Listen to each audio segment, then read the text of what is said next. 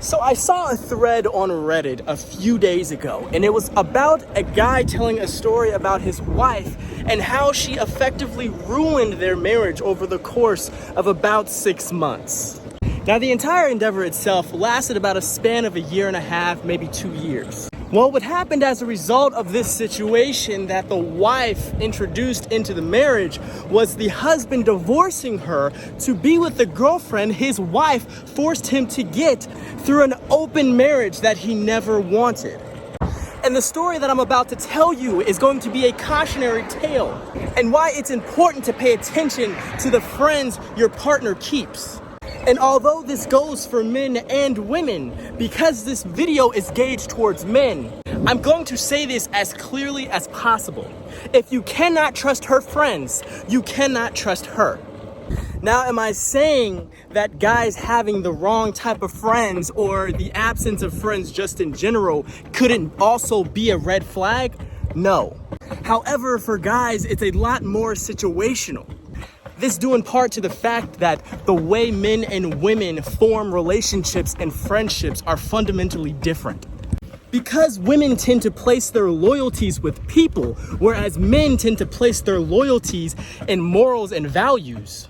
The bonds they form through these mechanisms, for men, results in a very simple, straightforward, drama-free friendship, for the most part. Female friendships tend to be a lot more complicated, due in part to the fact that there's always some sort of silent war going on between them. And this silent war is always going on simply because of what most women value, which is people and their looks. And one of the biggest issues with placing your loyalty into people is it becomes incredibly hard to vet your trust in them, to test where their loyalties stand, without inserting drama into the relationship. But enough of that, let's get back to the story. So how this series of incredibly avoidable situations started was when the wife of the man telling the story on Reddit got a new job. In the story, he explained that when she first started, she would always complain about the fact that she was struggling to make connections. She was struggling to make friends. And in these venting sessions where she would explain how she was struggling to find connections, she would always talk about the fact that her boss was so cool. Now remember that character because he is going to be very important to the story later on. Now in the beginning, she wasn't talking about her boss very often, but it wasn't until it started becoming more frequently in her conversations with him did the friendships that she was struggling to make in her workplace shift. And within 5 months, she went from having no friends and struggling with connections to having 5 friends that she talked almost non-stop about. Now, although the man expressed that he was proud of his wife for making friends, he started having a growing concern for the influence those friends were having on his wife. Because on top of her starting to dress differently, she'd also began going out to clubs and staying out late. She'd started occasionally bringing up the fact that her husband was the only person she'd ever slept with. She started asking weird questions that had to do with their relationship. And yes, you guessed it, she started talking more frequently about her boss that was quote unquote so cool and nice. Eventually, these conversations escalated to her asking her husband if they could be in an open relationship. And in fact, doing one to help save their relationship that didn't have any problems to begin with. Or so the man thought. And against his better judgment and more nagging from his wife, he folded and they drafted an agreement to an open relationship. The only rules being no having sex in their house and no sleeping with each other's friends, or anyone they knew for that matter.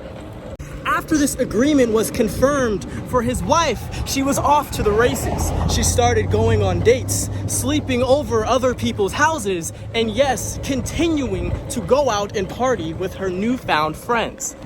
And for the first 2.5 months, this guy had explained that he never even tried to go on any dates because he didn't want to. He just wanted his wife, who now for some reason felt what they had wasn't enough. Well, after those 2.5 months, the guy started realizing that this probably wasn't going to be just a phase, and he reluctantly put himself back on the dating market. After about 2 months worth of dating, after going back into the dating world, he wrote that he started becoming really good friends with this girl he was dating, and it eventually turned into an emotional relationship. And after a few more months, it actually escalated into that being his new girlfriend. And his wife didn't realize how serious the relationship had actually gotten until she had called them while she was in the room, and he called her sweetie. Pretty soon after this phone call had taken place, he said he's noticed that his wife had now wanted to spend more time with him. She was now always trying to have sex. Now she wanted to go on dates with him on the weekend instead of going out to party. She stopped staying out late. She stopped spending the night over other people's houses. And not even a week and a half after this encounter, she was now trying to cancel the open relationship that she so insisted they be in. Oh, hell no! Well, after a swift decline in her invitation to cancel the open relationship, he noted that she started venting about the fact that she was losing friends. There seemed to be a rise in the conflicts she was having at work. And she had even started considering quitting her job only after even working there for about 9 months. Stop it. Get some help. The guy had expressed in the thread that he had been feeling worthless, stupid, and dumb for so long because of this arrangement that his wife insisted they do, that he had eventually just become numb emotionally to the entire idea and concept of their marriage. And on top of that, he'd also started forming real feelings for his new girlfriend. And he didn't want to mess that up just because now his wife wanted to come around. So a few more months had passed, and his feelings for his new girlfriend had started to grow. His wife was now the perfect housewife, keeping the house immaculate, cooking every meal, wanting to go on dates, wanting to have sex way more often than they were even before she considered trying to go into the open relationship. And she continuously tried to get him to reconsider the open relationship invitation. Well, eventually she brought up the idea that they should go to couples therapy, primarily because her mental state was starting to fall off of a cliff. But he explained to her that he would only do it if she paid because he didn't even feel like he needed it. Well, in a now desperate attempt to save their marriage, they started going to therapy. And when I tell you this absolutely made things worse and almost guaranteed their divorce soon after, this was the worst idea she could have ever had, next to wanting the open relationship to begin with. Well, in these therapy sessions, all of the nightmares that the guy had in the beginning of the agreement that they had about the open relationship had pretty much become reality. Because his wife had revealed that on top of the 5 friends that were now her ex-best friends were all single or middle-aged divorced women trying to recapture their youth. They always made her question her happiness in her relationship simply because she had only ever had sex with her husband. They had convinced her that her life was boring and that she should live a little. This idea of living a little consisted of partying and quote-unquote expressing her feminine energy. Bruh. This resulted in her sleeping with her also married boss, the one she would tell him not to worry about, but would never stop talking about how cool and nice he was, and having meaningless one-night stand after one-night stand. She had also admitted that she'd only stopped casually sleeping with her boss after she overheard him talking on the phone to one of his friends about her. This conversation consisted of him saying how easy it was to sleep with her, on top of the fact that she was so loose he would never even consider leaving her for his wife because his wife was the real one. And as you can imagine, after hearing this story, which didn't even end there, the husband went from feeling disdain for their relationship to feeling disgusted. And after a few weeks, he decided that it was best to just move out and in with his new girlfriend. Shortly after deciding to move out, he moved to actually pushing a divorce. Because in his words, he had become so emotionally disconnected and disgusted with how influential she let these women be when it came to the person she thought she was. And the fact that it seemed so easy to allow them to poison a 4-year-long marriage and effectively destroy it within 8 months of starting that job, it was no longer worth even fighting for. See, this is one thing that enough people don't seem to understand, and it's the concept that you are the average of the 7 people you hang out with the most. And it doesn't matter how mentally strong you think you are.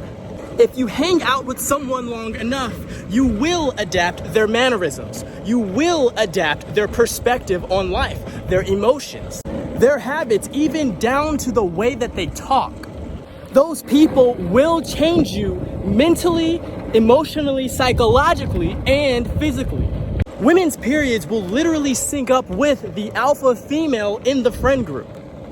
And because the average woman doesn't have a clear identity outside of their looks, it makes them more susceptible to influence.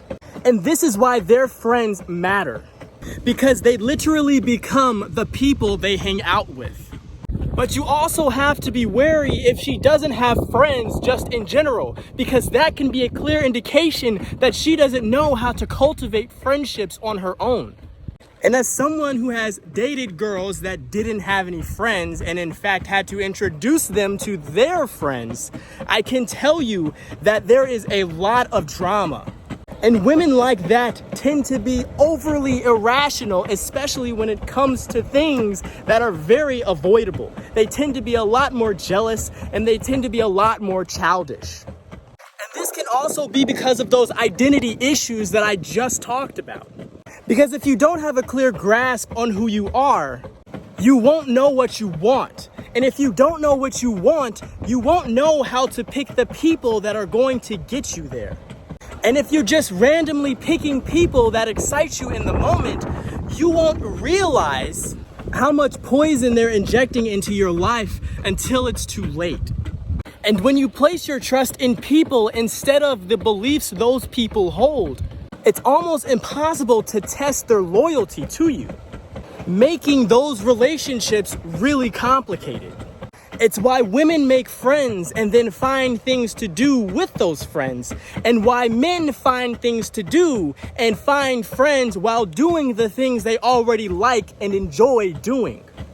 Now in the future, I'm going to be making a video about why these rules don't necessarily always apply to men, and why it's not really that big of a red flag if a man doesn't have friends, or friends that he hangs out with very often. But if you enjoyed this video, make sure you like and subscribe. This channel isn't very big right now just because I just started it. So make sure if you enjoyed the knowledge that I'm spitting in these videos that you share and recommend to other people. Also, don't be scared to go to my podcast on Spotify and Apple Play, where I just posted the first 12 episodes of my season 2. I have more than 50 episodes where I talk about similar topics like this one. But thanks for watching, and I'll catch you in the next one.